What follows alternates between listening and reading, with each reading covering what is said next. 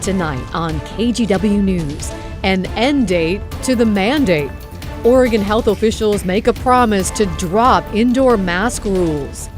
Then, students stage a walkout over a video shown to the entire school. They gave the abuser the platform and not the victim. And later, 90% of Oregon's fuel is stored along the Willamette River. So, what would happen in an earthquake? One of the largest oil spills, if not the largest oil spill in U.S. history, that could potentially occur. What lawmakers are trying to do now to cut down on the risk. Your news starts now. Good evening on this Monday night. Thank you for joining us. I'm Laurel Porter. We start tonight with a projected end to Oregon's mask mandate. State health officials say it will be March 31st at the latest. The announcement comes as the state implements a new permanent mask rule. Catherine Cook explains what all of that means. In Oregon, we now have an end date for the state's mask mandate.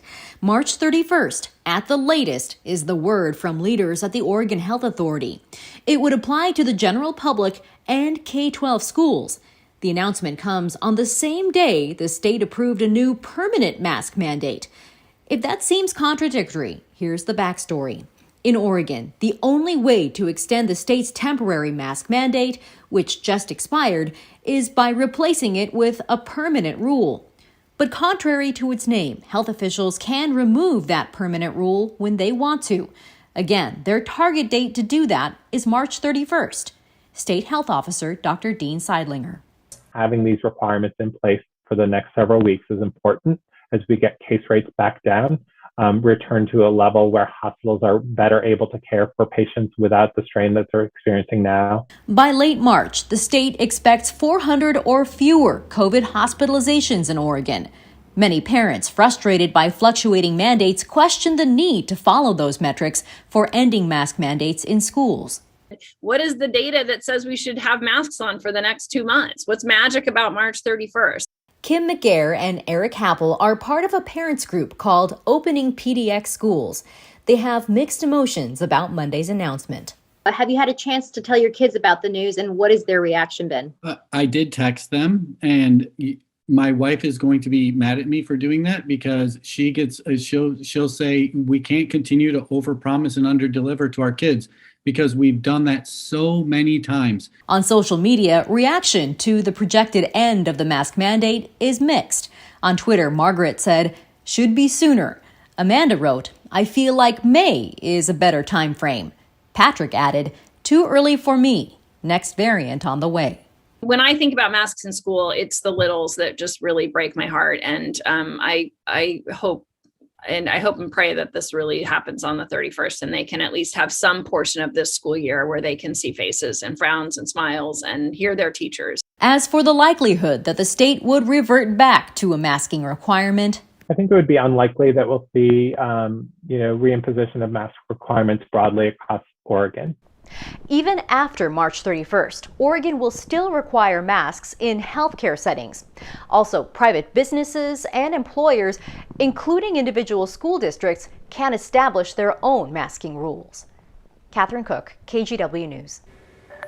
Many of you have asked us how COVID compares to the flu when it comes to hospitalizations. Available data for the Portland area shows our most severe recent flu season was from 2017 to 2018. During the worst 2-week stretch that season, the flu was sending 210 people per week to the hospital.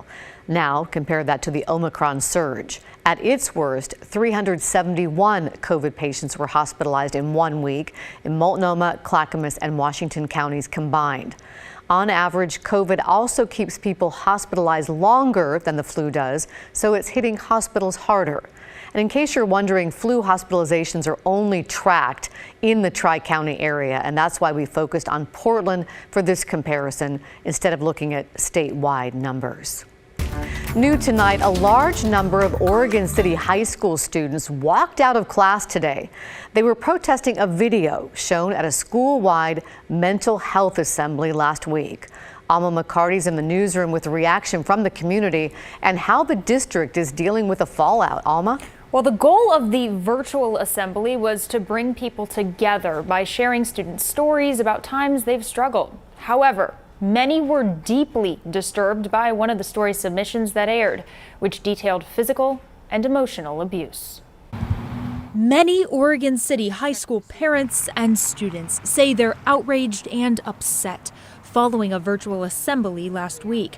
The school-wide event was meant to show students that they're not alone in their struggles by sharing anonymous stories about times fellow students faced hardships in life.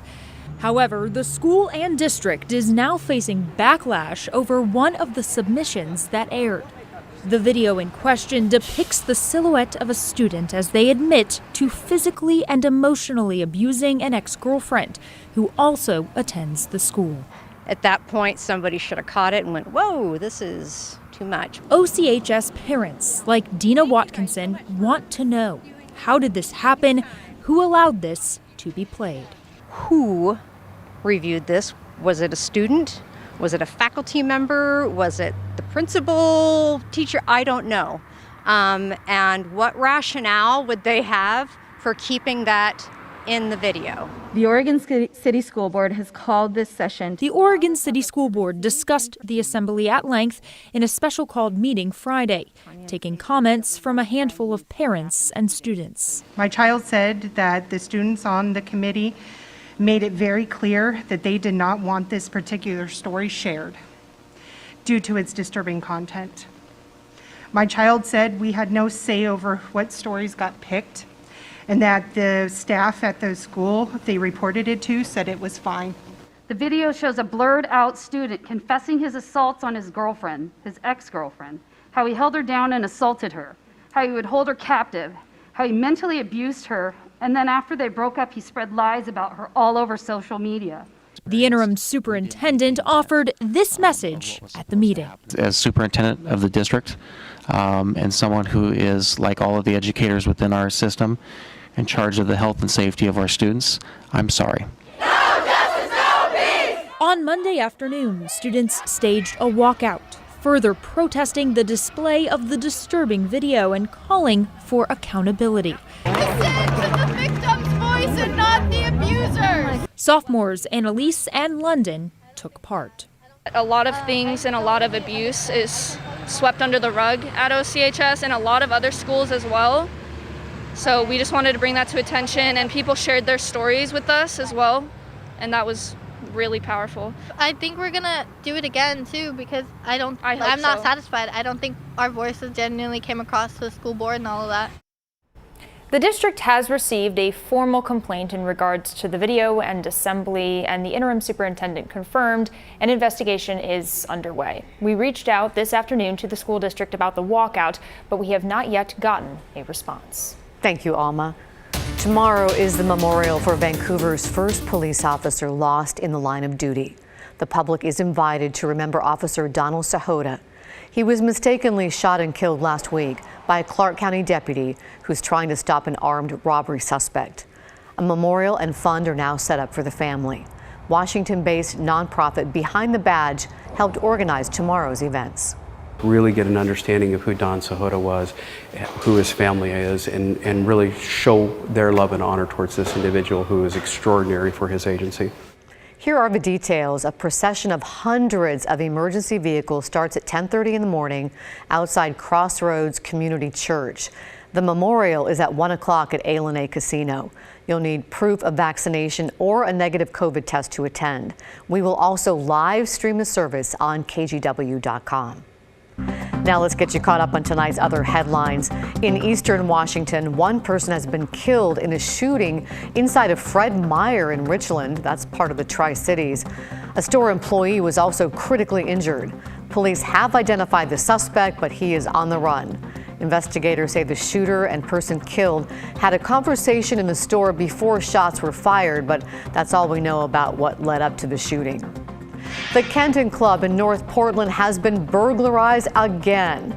This is surveillance video of the burglary. You can see some of the suspects shuffling through drawers, while another person took a whole ATM machine out the door. Fortunately, the owners say the burglars were caught tonight in Tualatin. The club has dealt with numerous break-ins in the past year, with 2 robberies happening in less than 10 days back in September. And 2 Good Samaritans rescued a driver from a fiery crash. The car rolled over along Shoals Ferry Road in southwest Portland last night. The men who were parked near the scene rushed in to help when the car caught fire. The flames burned through power lines above, knocking live wires onto the ground. The men had dragged the driver away from danger by the time fire crews got there. The victim was unconscious at the time and was taken to the hospital. We don't know her condition tonight.